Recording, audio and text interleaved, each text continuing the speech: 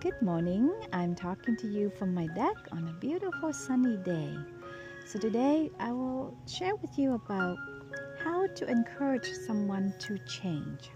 So the first question you want to ask yourself is, do I want this person to change for the goodness of that person? Or is it because of my need to control?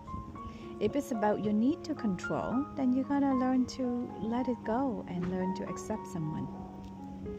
Now, with something you want to change, you have to ask yourself, is this something that I can live with, or is this something that I absolutely cannot live with?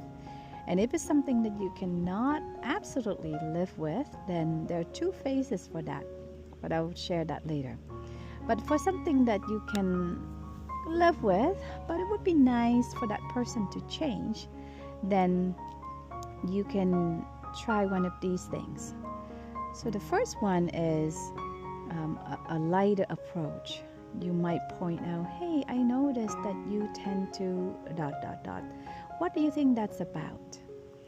So I noticed that you tend to run late a lot. What do you think that's about? Or I noticed that you drink a lot of coffee a day. What do you think that's about? How does it help you? Or something like that. Or what's challenging for you, right? So just being truly curious instead of being reactive. And then you let it go.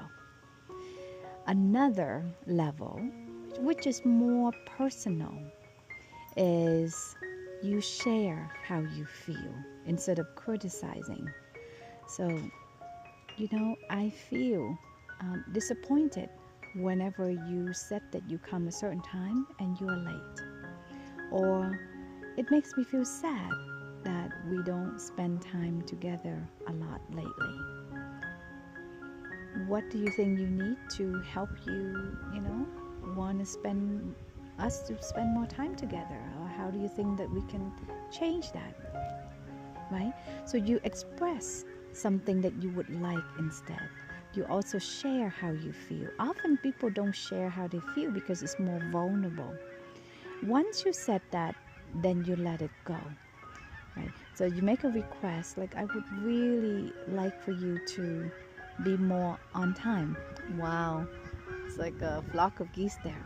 And then you let it go, because people don't want to be pressured to change. People don't want you to nag at them, don't want you to control them. So once you state a request, really let it go and don't talk about it anymore.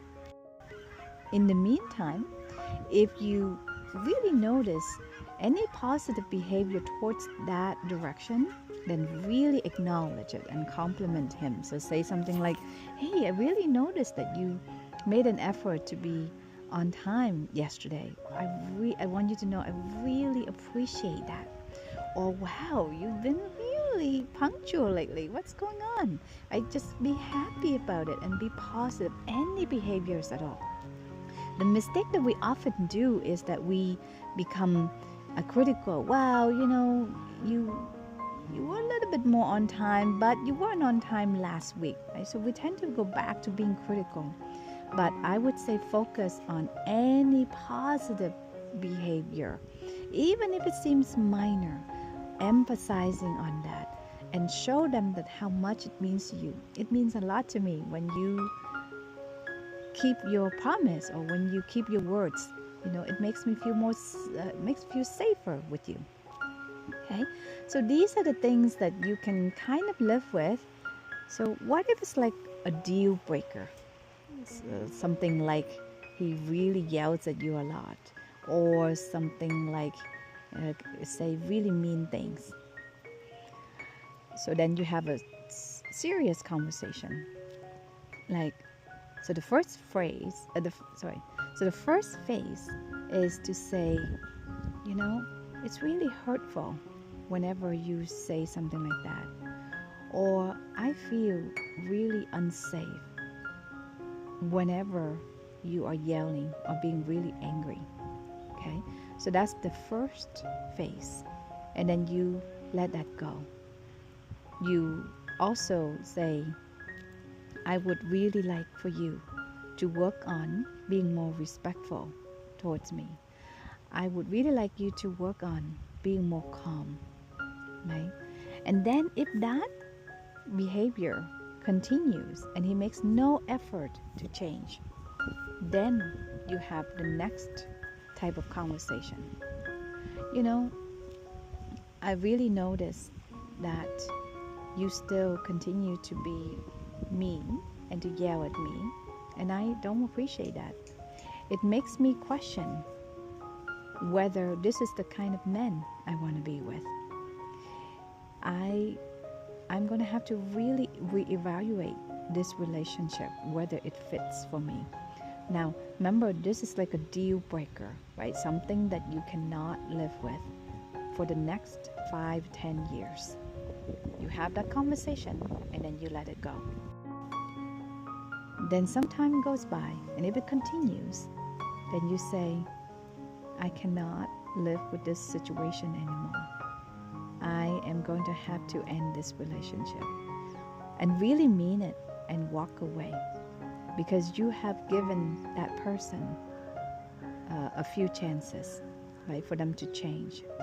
So certain things you got to learn to accept the person, and certain things, because you love yourself, you refuse to accept the status quo, and you have to be prepared to walk away.